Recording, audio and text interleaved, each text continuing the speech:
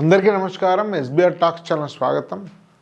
మిత్రుల intermediate guidance కోసము మీకు ఫ్రీ వాట్సాప్ గ్రూప్ ఉంది.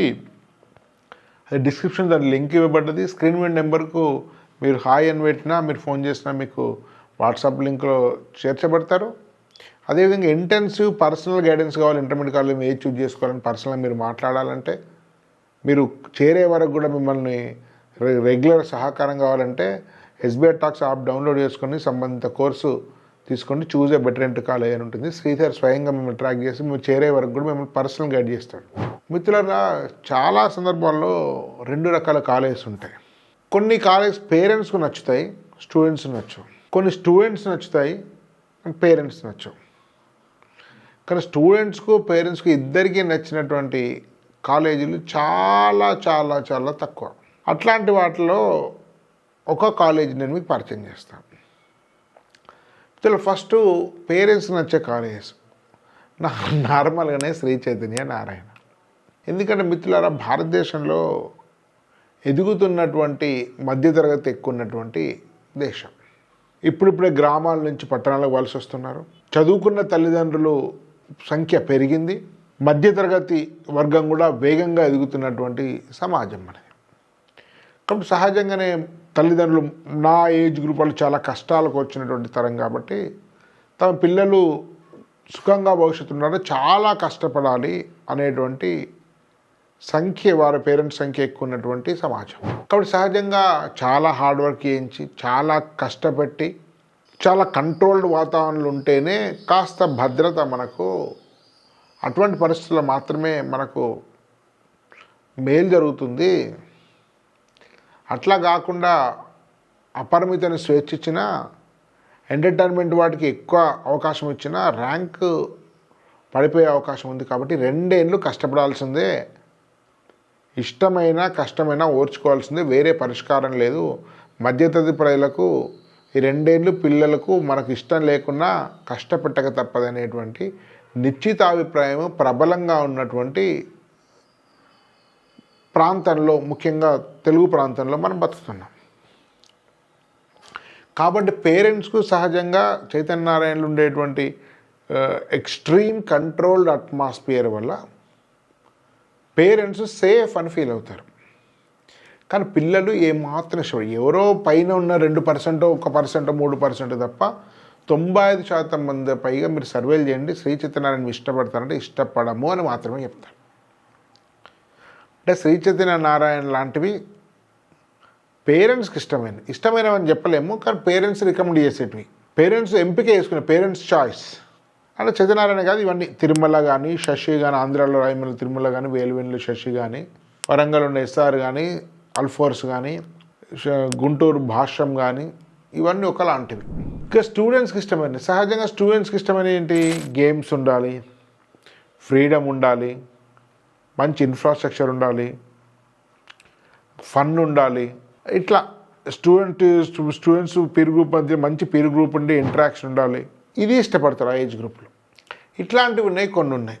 పబ్లిక్ స్కూల్స్ ప్రధానంగా ఢిల్లీ పబ్లిక్ స్కూల్ కావచ్చు, ఇంకా పెద్ద పెద్దవి చిరక్ లాంటివి కావచ్చు, గెటిక్ లాంటి కొంత కోచింగ్ ఇస్తూ అవి మెయింటైన్ చేసే కాలేజెస్ కావచ్చు, అంటే మేము చెప్పిన డిపిఎస్ కావచ్చు, భవన్స్ కావచ్చు, తర్వాత ఇంకా అనేకమైనటువంటి కెనడీ కావచ్చు, ఇలాంటి అనేక రకాల పబ్లిక్ స్కూల్స్ సంబంధించినవి, సైనిక్ స్కూల్స్ కావచ్చు, ఇట్లాంటివి స్టూడెంట్స్ చాయిస్ ఉంటాయి. సహజంగా ఎక్కడైతే ఉత్సాహం ఉంటుందో, ఎక్కడైతే కేరింతలు ఉంటాయో, ఎక్కడైతే స్వేచ్ఛ ఉంటుందో, ఎక్కడైతే ఆనందం ఉంటుందో, ఎక్కడైతే ఆటలు ఉంటాయో, ఎక్కడైతే ఫ్రెండ్స్ ఉంటారో అది ఇష్టం.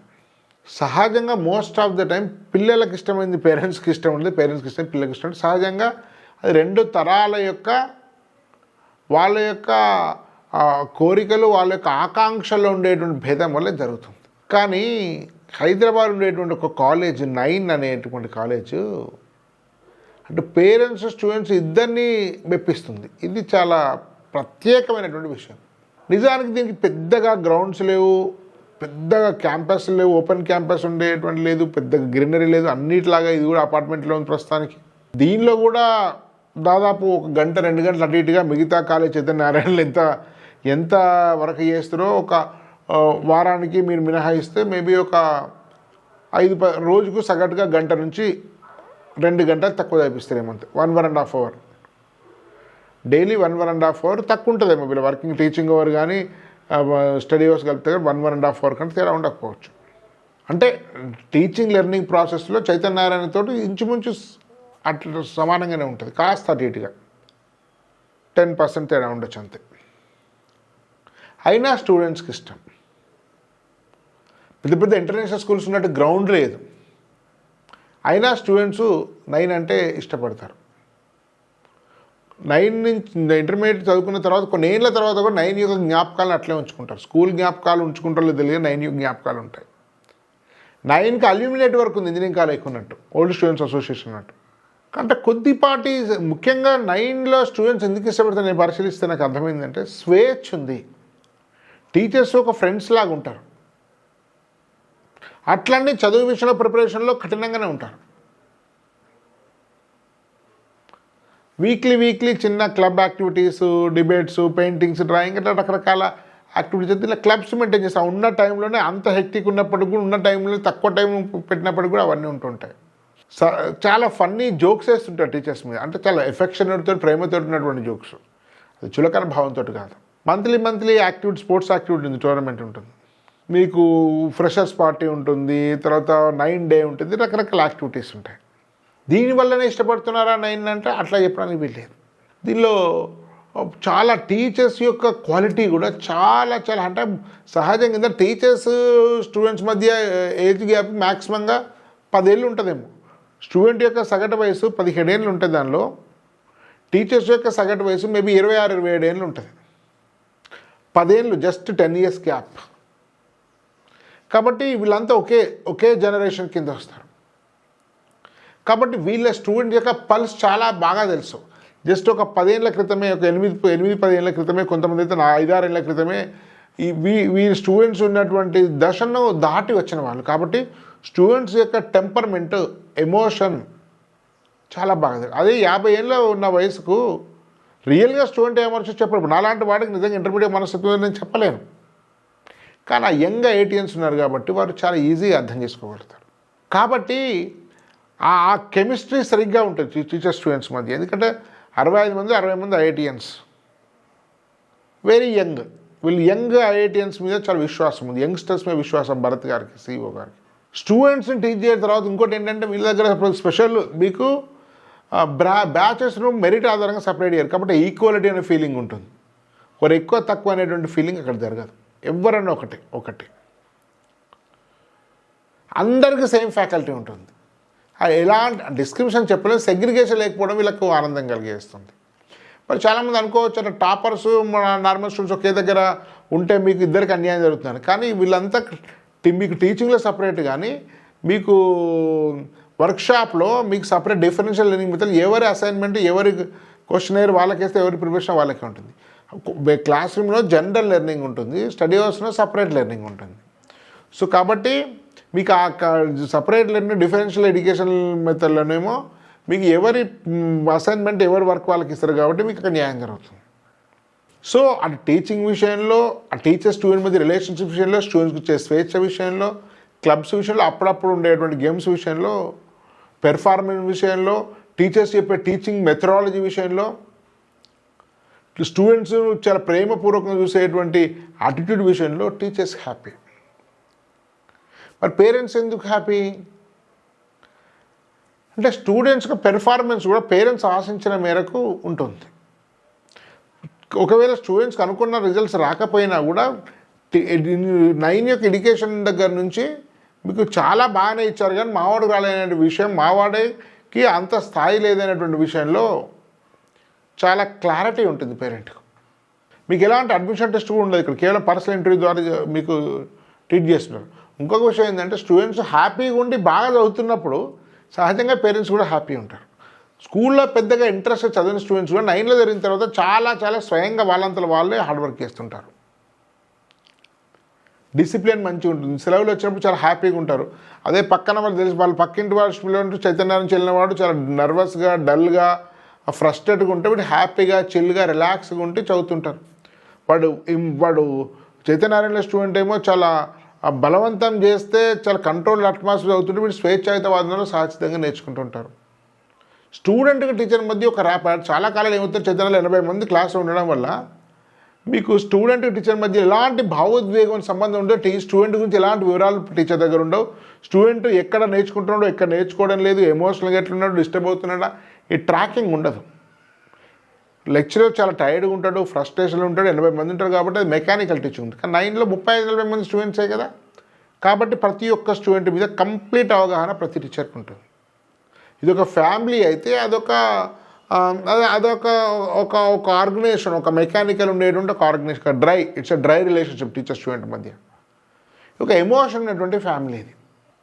అదొక కంపెనీ అండి. కంపెనీలో కూడా కొంత ఎమోషనల్ రిలేషన్షిప్ ఉంటుంది. చైతన్యాలు ఏముంటుంది, అది సాధ్యం కూడా. అంత వాల్యూమ్లో లక్షల మందికి 100 బ్రాంచెస్ సాధ్యం కూడా కాదు. కాబట్టి పేరెంట్స్కి ఎక్కడైతే 10th క్లాస్ వరకు ఉన్నటువంటి ఎమోషన్ రిలేషన్షిప్ మ్యూజిక్ గ్యాప్ ఉంటుందో అక్కడ ఫ్రస్ట్రేషను, అక్కడ ఒంటరితనం ఉంటుంది. దాని నుంచి ఎలాంటి ఎమోషనల్ రిలేషన్ లేకపోతే వాడు ఫ్రస్ట్రేషన్ అవుతుంటాడు, ఒక్కోసారి రెబెలియన్ అవుతుంటాడు.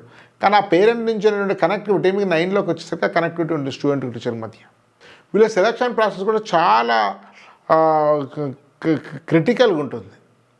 అంటే 1500 మంది ఐఐటీని ఇంటర్వ్యూ చేసి 26 మందిని మాత్రమే రిక్రూట్ చేసుకున్నారంటే ఆలోచించండి. 1500 నుంచి 26 మంది. 97-98% మంది 9లోకి వచ్చినంటే వాళ్ళకి ఎప్పటికి ఉండాల్సిందిగా వెళ్ళిపోరు. 2-3 మినహా 9లో డ్రాప్ అయిన వాళ్ళు ఎవరు లేరు. 12 ఏళ్ల క్రితం భరత్ గారు, జస్వంత్, మీకు శ్రీకాంత్ రెడ్డి ముగ్గురు ఐఐటీ ఖరగ్పూర్ ఉన్న ఫ్రెండ్స్ ఇప్పుడు స్టార్ట్ చేశారు. 12 మంత్రులు ఇప్పటికీ అట్లే నడుస్తుంది. వాళ్ళే డైరెక్టర్స్. ఇప్పటికీ 12 మంత్రులు ఒక బ్రాంచ్ ఉన్నటువంటి 9 దాదాపు ఇప్పుడు 8 బ్రాంచ్లకు వెళ్ళింది. కొత్తగా నార్సింగ్ ఈసీఎల్ వస్తుంది. విద్యానగర్, ఎస్ఆర్ నగర్, కూకట్పల్లి, కొత్తపేట, ఎల్బీ నగర్, సుచిత్ర తెలిసిన ఇవి 6 పాతవే. దీనిలో గర్ల్స్ హాస్టల్ ఉన్నవి ఎస్ఆర్ నగర్, సుచిత్ర మాత్రమే. బాయ్స్ హాస్టల్ విద్యానగర్ అండ్ కూకట్పల్లిలో ఉన్నాయి. మిగతా 2 కూడా 4 ఉన్నాయి boys hostel. Kothapet, L B Nagar day scholars. మరి దీనిలో ఎలాంటి డిస్కౌంట్ కానీ, మెరిట్ ఉన్న వాళ్ళకి తక్కువ ఫీజు, మిగతా వాళ్ళకి ఎక్కువ ఫీజు, ఇలాంటివి ఉన్న అందరూ equal. No test, no segregation, no discount, ఒకటే ఫీ, ఒకటే క్వాలిటీ, అంత ఒక ఈక్వాలిటీ. ఈ తరానికి ఇష్టమైనటువంటి ఈక్వాలిటీ మీకు దానిలో కనిపిస్తుంది. ఒక 60 మంది ఐఐటియన్స్, యంగ్స్టర్స్, తెలివైన వాళ్ళు ఒక వేదిక మీదకి హ్యాపీగా ఫ్రెండ్లీగా ఉండమంటే దాని భరత్ గారి నాయకత్వ లక్ష్యాలు మనం అర్థం చేసుకోవచ్చు. చాలా క్లారిటీ ఉంది. మీకు ఆశ్చర్యపడతారు, ఒక ఫ్యాకల్టీ హెచ్ఎఫ్టీ నుంచి వచ్చాడు. హై ఫ్రీక్వెన్సీ చాలా హయ్యెస్ట్ పెయిడ్ జాబ్ ఇండియాలో, అది వదిలిపెట్టి దీనికి వచ్చాడు. చాలామంది అనుకుంటారు ఐఐటీలో జాబ్స్ రాకుండా టీచర్స్ అనుకుంటారు. చాలా పెద్ద పెద్ద జాబ్స్ వదిలిపెట్టి దీనిలోకి వచ్చిన వాళ్ళు ఉన్నారు. Teachers by their choice. Employee ఉద్యోగం కోసం టీచింగ్ రాలేదు. లైఫ్లో వాళ్ళ కెరీర్ మీద ఒక క్లారిటీతో వచ్చారు. అందుకే వేరే ఒక వీడియోలో 9 అంటే ఒక కుటుంబం, ఒక నిశ్శబ్ద విప్లవం అని చెప్పాను. వీళ్ళ సక్సెస్కి ఏంటంటే ఇంకొక వీడియోలో పెట్టాను నేను, గురు శిష్యుల మైత్రియే వీరి సక్సెస్ ఫార్ములా అని పెట్టాను. మరొక వీడియో యొక్క టైటిల్ ఇంతింతై వటుడింతై 12 ఏళ్ళ అద్భుత ప్రయాణం అని పెట్టాను. ఇవన్నీ వాస్తవాలు. మిత్రుల ర్యాంక్ ఎక్కడైనా ర్యాంక్ రావడం అనేది మీకు 20-30% మందికి ఐఐటీ అనేది IIITs బిట్స్ వస్తున్నాయంటే సామాన్య విషయం కాదు. నార్మల్ శాంపుల్ 3-4%, 20-30% మందికి ర్యాంకులు వస్తున్నాయి. 100లోపు ర్యాంకు 50-70 ప్రాంతాలు కూడా 2 సార్లు ర్యాంకులు వచ్చినాయి. కాబట్టి 9 అనేది ఒక కుటుంబం లాంటి కాలేజ్. స్టూడెంట్స్కు, పేరెంట్స్కి ఇద్దరికి ఇష్టమైనటువంటి కాలేజ్. కాబట్టి మిత్రులారా, మీరు కాలేజ్ చూజ్ చేసుకునే ముందు ఒకసారి 9కి సంబంధించిన క్యాంపస్ మీకు దగ్గరున్న వాటిలో తోచిన దాన్ని విజిట్ చేసి నిర్ణయం తీసుకోండి. బహుశా ఇది దేశంలోనే ఒక నిశ్శబ్ద విప్లవాన్ని కొనసాగిస్తున్నది. ఎంతమంది చెప్పినట్టు ఇంత వడ్డింతై రేపు కొన్ని సంవత్సరాలు పెద్ద పెద్ద క్యాంపస్లతోటి, అతి త్వరలో విశాలమైన ప్రాంగణాలతోటి, అన్ని రకాల ఆటలతో ఉండేటువంటి ఒక పెద్ద సంస్థలుగా ఇవి ఏర్పాటు చేసే అవకాశం ఉంది. వీటి యొక్క ఎక్స్పాన్షన్ కూడా చాలా తెలంగాణ, తెలుగు 2 రాష్ట్రాల్లో, వీలైతే ఇతర రాష్ట్రాలు జరగాలని కోరుకుంటున్నాను. ధన్యవాద్. భారత్ మాతా కీ జై.